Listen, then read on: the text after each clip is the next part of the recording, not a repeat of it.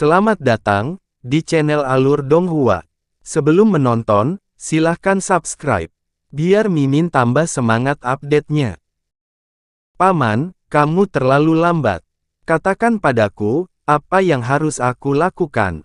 Tanganku gatal, kata Jintong dengan suara mendengung sambil menggerakkan anggota tubuhnya setelah mendapatkan kembali kebebasannya. Jangan terburu-buru berurusan dengannya. Bantu aku mendapatkan pil Taiyi dulu, kata Han Li. Pada saat ini, Feng Tiandu menahan yang lain. Ini saat yang tepat untuk mendapatkan pil Taiyi. Dia tidak mau ketinggalan. Kumbang emas menggelengkan kepalanya bolak-balik. Itu memandang Feng Tiandu dan kemudian di Elixir Furnace. Sepertinya agak ragu. Kemudian ia berkata, baiklah, aku sudah lama menginginkan tungku giok itu. Aku akan memakannya dulu. Begitu ini dikatakan, semua orang terkejut. Ketika mereka memikirkan bagaimana dia memakan senjata ajaib Xiao Jinhan dan Nas Chainsaw, mereka gempar. Jika dia memakan Elixir Furnace sekarang, sisa pil di dalamnya akan hancur. Dewa Kumbang Pemakan Emas, kamu tidak bisa, teriak Luo Qinghai. Saat dia berbicara, gelombang biru yang menyembur keluar dari tubuhnya tiba-tiba bersinar terang dan hendak memutuskan semua rantai yang terjerat di sekelilingnya. Melihat ini, Feng Tiandu menenangkan pikirannya dan mengucapkan mantra untuk mengencangkan rantai lagi. Lagi pula, di antara orang-orang di Istana Emas, yang paling dia takuti adalah Luo Qinghai. Keduanya memiliki kultivasi yang tinggi dan kekuatan hukum sama menakjubkannya. Meskipun mereka berada di domain waktu Han Li dan kecepatannya terpengaruh, tapi masih jauh lebih baik daripada yang lain. Masih ada pil di tungku elixir. Kamu tidak bisa memakannya sekarang. Han Li merasa sakit kepala setelah mendengar kata-kata Jintong dan buru-buru mencoba membujuknya. Aku tidak bisa melakukan ini. Aku tidak bisa melakukan itu. Sangat menyebalkan. Jintong dengan marah bergumam. Tidak diketahui apakah Han Li mendengarnya atau tidak, tetapi dengan kepakan sayapnya, dia langsung menuju lautan api. Melihat ini, Qi Tianxiao mencibir. Dia mengeluarkan pil dan diam-diam menggerakkan tubuhnya. Matanya tertuju pada Jintong, tapi dia tidak segera mengejarnya. Dia menghitung dalam hatinya. Dengan temperamen kekanak-kanakan kumbang Dewa Emas ini, ia tidak tahu seberapa hebat pembatasan lautan api itu. Jika diisi dengan paksa, itu pasti akan terbakar parah. Saat itu, dia akan bergerak untuk mengendalikannya dan perlahan menjinakkannya di masa depan. Kemudian, dia akan bisa membuatnya sendiri. Dia tidak pernah membayangkan bahwa Han Li benar-benar akan mengikuti di belakangnya, dan sosoknya melintas untuk tiba di depan Jintong. Dia membuat gerakan yang sangat aneh dengan tangannya, dan nyala api perak tiba-tiba muncul dari telapak tangannya. Dia mencapai lautan api. Begitu tangan Han Li menyentuh tepi lautan api, ekspresinya tiba-tiba berubah. Alisnya berkerut seolah-olah dia sangat kesakitan. Panas dari api ini jauh lebih kuat dari yang dia duga. Dia merentangkan tangannya ke kiri dan ke kanan, dan api perak di telapak tangannya bertindak seperti penghalang api, mendorong lautan api di sekelilingnya dan memperlihatkan lubang melingkar yang perlahan melebar. Akibatnya, domain roh waktu yang dia keluarkan jelas terpengaruh dan menjadi sedikit lebih tipis. Semua orang segera merasa sedikit lega. Cepat masuk, aku tidak bisa bertahan lama.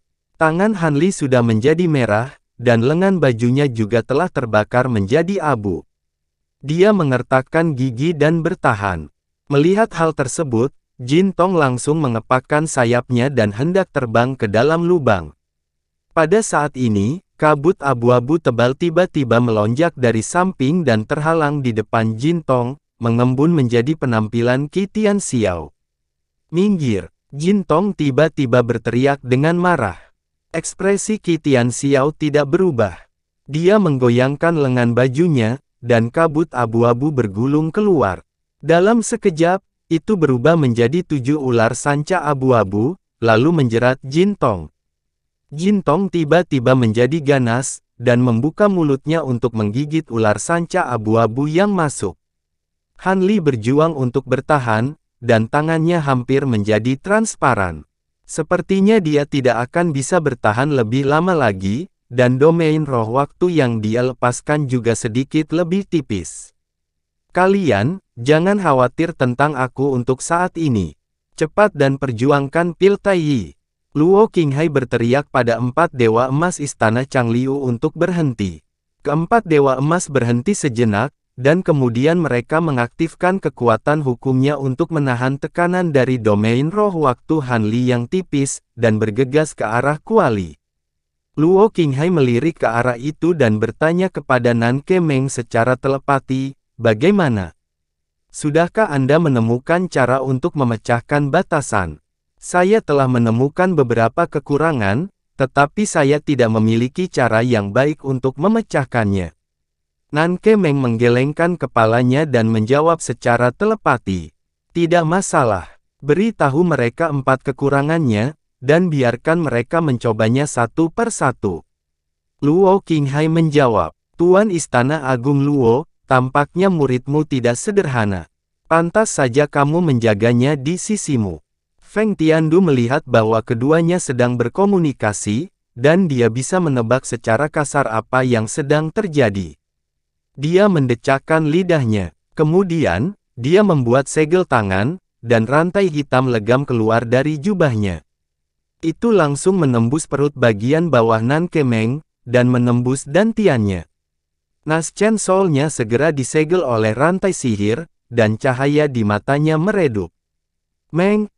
Ekspresi Luo Qinghai berubah, dan dia berteriak keras. Pada saat yang sama, pancaran biru di tubuhnya menjadi semakin cerah. Seolah-olah gelombang biru tak berujung melonjak tanpa henti, dan itu menghancurkan rantai sihir yang mengikat tubuhnya. Ekspresi Feng Tiandu tetap tidak berubah. Dia menuangkan lebih banyak energi spiritual abadi ke dalam rantai sihir, dan itu menekan Luo Qinghai.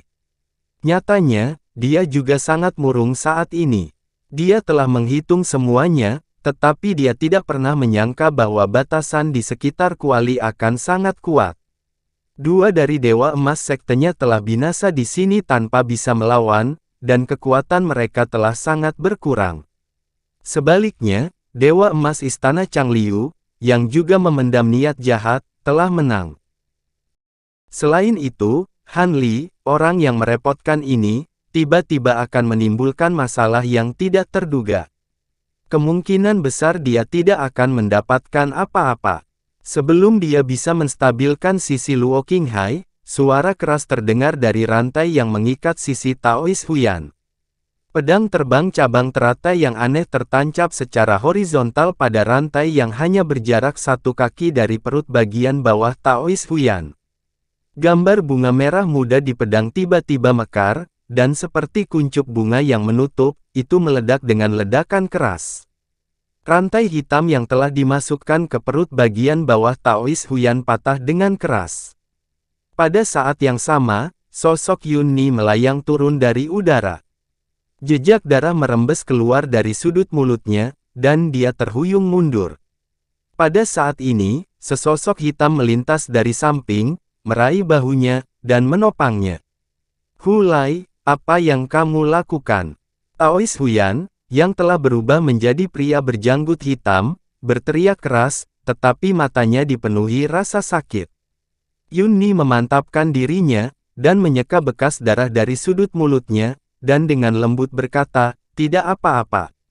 Untung kamu baik-baik saja." Taois Huyan sedikit mengernyit, dan ingin mengatakan sesuatu, tetapi dia menggelengkan kepalanya dengan ringan untuk menghentikannya. Tidak jauh dari situ, Ouyang Kuisan, yang tubuhnya diselimuti pola hitam, tak terkendali berlari menuju lautan api. Matanya tertuju pada Taois Huyan, dan tatapannya dipenuhi dengan rasa iri, penyesalan, dan campuran emosi yang rumit. Taois Huyan dan Yun Ni saling memandang, lalu saling berpegangan tangan dan melintas ke sisi Ouyang Kuisan. Pergelangan tangan Yun Ni bergetar, dan sutra merah terbang keluar. Itu segera melilit pinggang Ouyang Kuisan, dan memeluknya erat-erat. Taois Huyan juga meraih udara dengan tangannya, dan pedang terbang yang dikelilingi oleh api merah muncul. Dia menebas rantai hitam yang telah dimasukkan ke dantian Ouyang Kuisan. Dentang, suara tajam terdengar. Garis api merah tipis muncul di rantai hitam, dan putus di tengah. Terima kasih. Pola hitam pada tubuh Ouyang Kuisan berangsur-angsur menghilang, dan auranya kembali normal. Dia mengangguk pada keduanya. Melihat ini, ekspresi Feng Tiandou menjadi lebih ganas. Dia mengangkat tangannya yang seperti cakar hantu dan memberi isyarat kembali. Dua potong rantai sihir pengisolasi asal yang telah terputus dari Han Li dan kumbang pemakan emas segera terbang kembali ke tangannya. Feng Tiandou dengan lembut membelai kedua rantai itu dan perlahan berkata, mereka akhirnya kembali.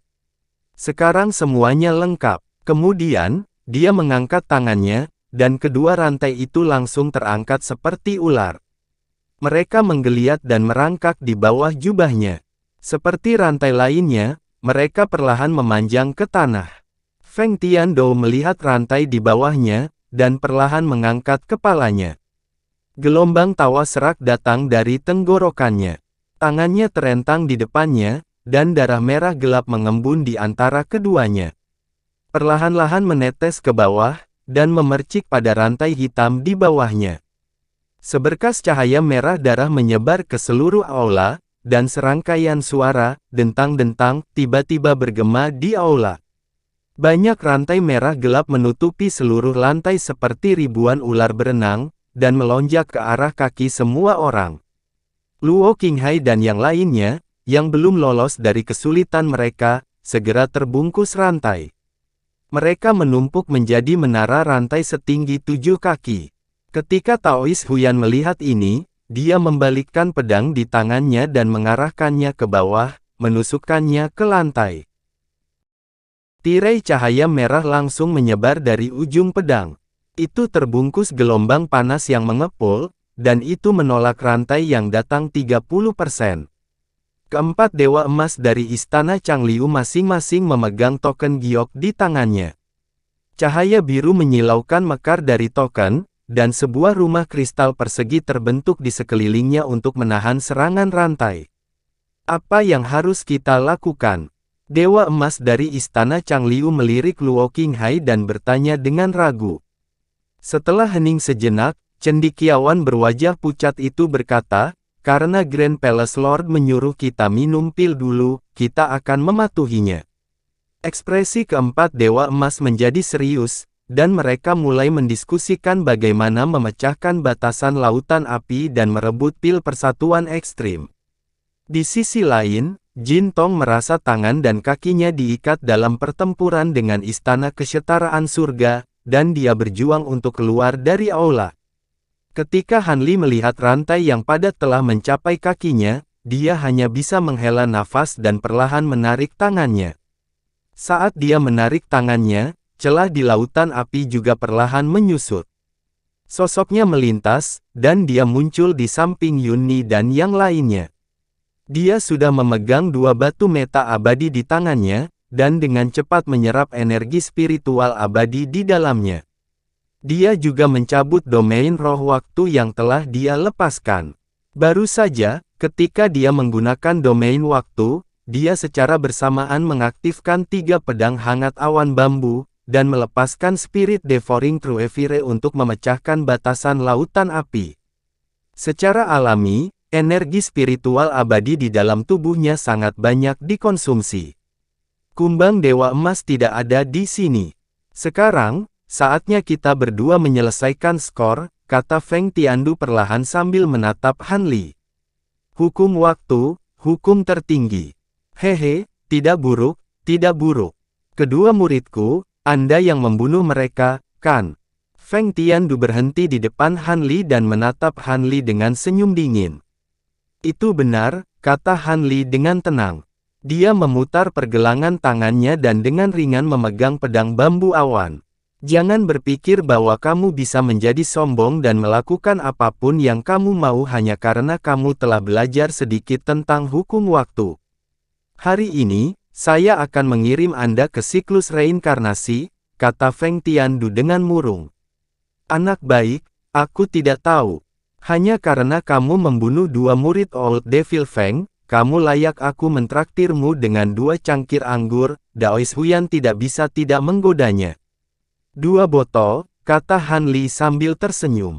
Sepakatan. Taois Huyan tersenyum dan mengencangkan cengkeramannya pada pedang panjang di tangannya. Pada saat ini, Ouyang Kuisan melirik Wali di belakangnya dan memperingatkan, buruk. Kedua pil itu akan diumpankan ke mayat hidup oleh boneka.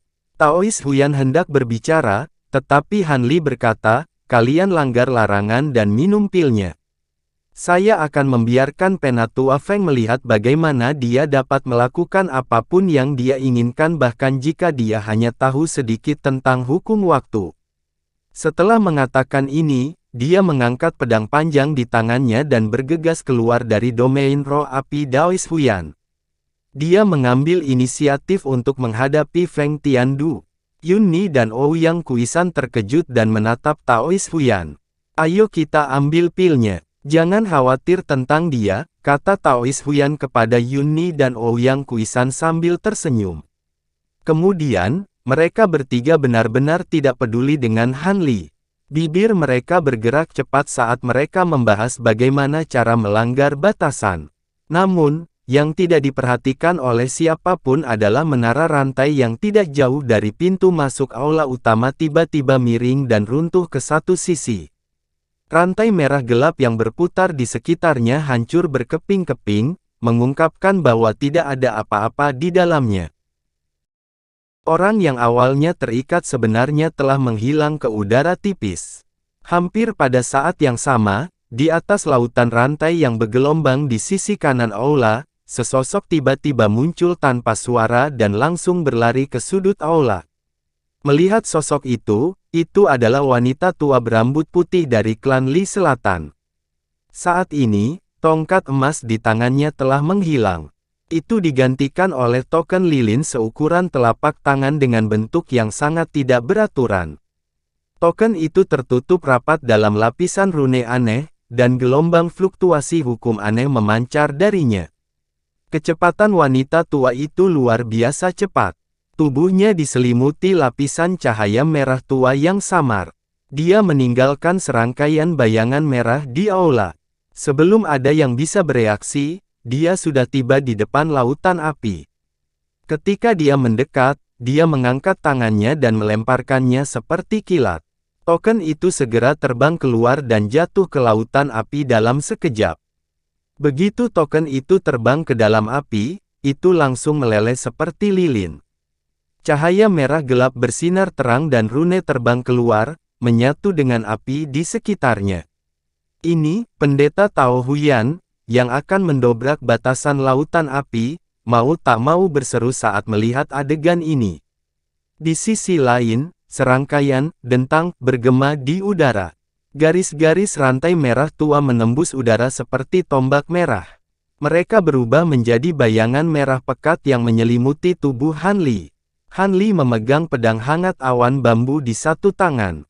Cahaya abu-abu terus mengalir di permukaan tubuhnya. Sosoknya tampak ilusi saat dia bola-balik di udara untuk menghindari serangan. Rantai padat berwarna merah tua bahkan tidak bisa menyentuhnya. Ekspresi Feng Tiandu menjadi semakin suram. Sosoknya meluncur di rantai saat dia mengejar Han Li. Tangannya membentuk segel, dan cahaya hitam yang menyelimuti separuh aula terus melonjak ke arah Han Li dari layar cahaya hitam. Rantai hitam terus-menerus menyelimuti area pergerakannya. Feng Tiandu tiba-tiba membengkokkan jarinya dan rantai merah gelap keluar dari bawah kaki Han Li seperti ular berbisa. Ujung rantai berkedip dengan cahaya dingin yang menusuk saat menembus pergelangan kakinya. Han Li sudah mengantisipasi serangan ini. Dia mengayunkan pedang panjang di tangannya ke bawah. Sebelum ujung pedang bersentuhan dengan rantai, seberkas petir keemasan keluar darinya. Itu berubah menjadi kilatan petir keemasan yang tak terhitung jumlahnya yang menghantam rantai merah tua itu. Suara arus listrik yang melonjak terdengar, dan lampu listrik keemasan langsung bersinar terang. Gelombang arus listrik emas yang ganas menyembur keluar darinya dalam sekejap, seperti semburan, menelan sebagian besar rantai, mengubahnya menjadi kolam listrik emas. Saat Feng Tiandu memasuki jangkauan kolam petir, dia diliputi oleh cahaya keemasan yang pekat. Seolah-olah dia sedang dipanggang oleh api, dia menjerit melengking. Teriakan ini menarik perhatian orang banyak di sekitarnya. Bahkan wanita tua berambut putih mengalihkan pandangannya dari pembatasan lautan api. Matanya berkilat dengan jejak keraguan.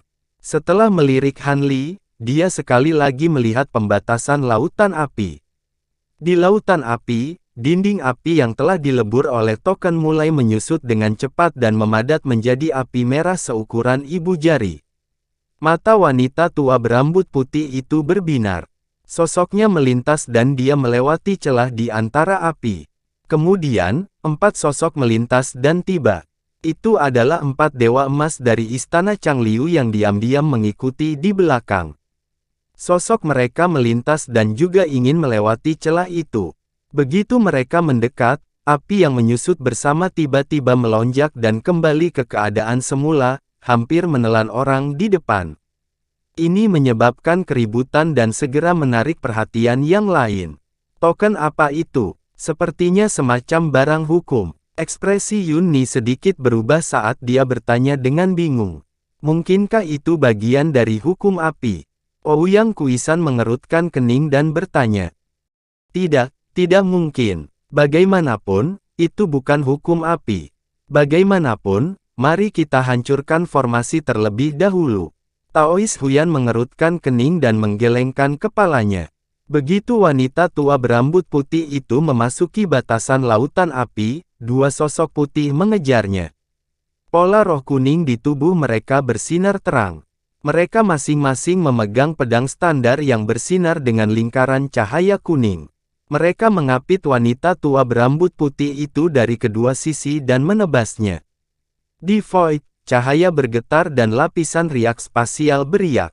Gelombang hukum yang sangat berat menekan wanita tua berambut putih dari kiri dan kanan. Seolah-olah dinding gunung sedang mendekat, meremas wanita tua berambut putih itu ke tengah. Wanita tua itu merasakan udara di sekelilingnya menegang. Matanya berkedip dan cahaya merah gelap keluar dari tubuhnya. Itu langsung meluas dan berubah menjadi domain roh dengan radius beberapa ratus kaki. Kebetulan menyelimuti kedua boneka abu-abu putih itu.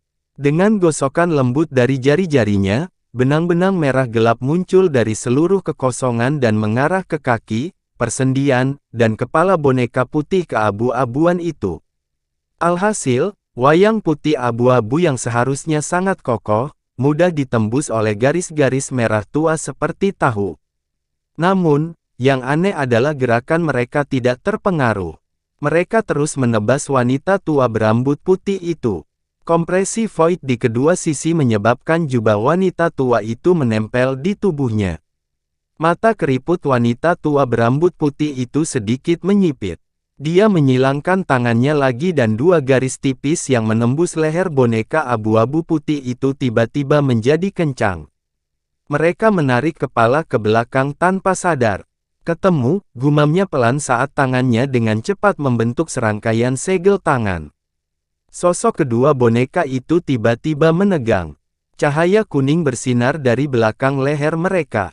Itu mengalir di sepanjang 2 garis merah gelap dan menghilang ke dalam kehampaan. Saat cahaya menghilang, pola roh kuning pada boneka abu-abu putih meredup sedikit demi sedikit. Pada akhirnya, mereka benar-benar menghilang. Fluktuasi hukum ruang di sekitar wanita tua itu juga menghilang. Tanpa perlindungan hukum bumi, kekuatan kedua boneka abu-abu putih itu sangat berkurang. Mereka tidak bisa lagi menghalangi wanita tua itu. Wanita tua berambut putih itu tidak terus berurusan dengan mereka. Dia melintas melewatinya dan langsung menuju bagian belakang kuali. 2 boneka emas yang memberi pil pada mayat hidup sepertinya merasakan seseorang datang dari belakang. Mereka berbalik pada saat yang sama dan mengangkat tangan untuk melemparkan pukulan. Rune petir yang tak terhitung jumlahnya melonjak di ujung kepalan tangan, samar-samar beresonansi satu sama lain. Pusaran emas muncul di tengah.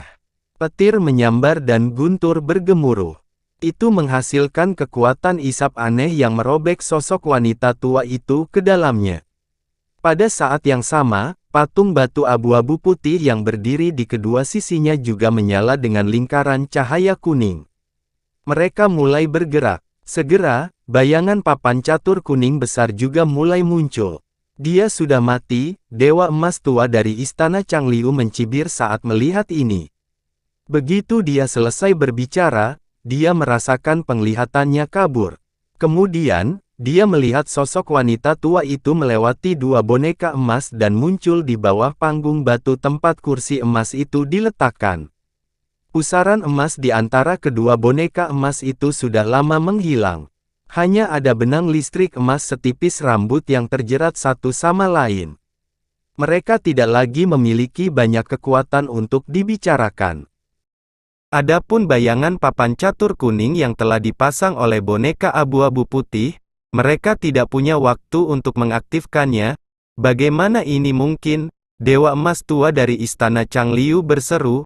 Taois Huyan dan yang lainnya tidak bisa tidak melihat ke atas. Di sisi lain, Feng Tiandu telah melarikan diri dari kolam petir Han Li. Dia sepertinya telah menyadari bahwa orang di depannya tidak sesederhana kelihatannya. Dia tidak terus mengejar Han Li dan malah berdiri dalam kebuntuan dengannya. Mereka berdua tertarik dengan keributan di sana. Mereka mengalihkan pandangan ke arah itu pada saat bersamaan. Pada akhirnya, sebuah adegan yang membingungkan semua orang muncul. Kedua boneka Dewa Emas masih memegang pil persatuan besar di tangannya. Mereka tidak dibawa pergi oleh wanita tua itu. Adapun wanita tua itu, dia berjalan langsung ke platform batu dan mengeluarkan pil hitam dengan membalikan tangannya. Itu juga memancarkan jejak fluktuasi hukum. Ini adalah pil Void Essence. Murid Han Li sedikit menyusut. Sekilas dia mengenali pil itu adalah Void Essence pil yang telah dia sempurnakan secara pribadi. Dia menatap wanita tua itu dengan ekspresi rumit. Apa yang sedang kamu lakukan? Ekspresi Feng Tiandu tiba-tiba berubah. Dia berteriak keras. Ketika wanita tua itu mendengar ini, dia mengangkat kepalanya dan melihat ke semua orang. Sudut mulutnya melengkung membentuk senyuman aneh. Dia membungkukkan tubuhnya, menarik kepala mayat hidup itu, dan mencubit wajahnya yang tampan. Kemudian, dia melemparkan Void Essence pil ke mulutnya. Meneguk, tenggorokan mayat bergerak naik turun, dan pil langsung meluncur ke perutnya. Wanita tua itu berdiri dengan hikmat di samping. Dia menatap mayat hidup dengan mata penuh harapan.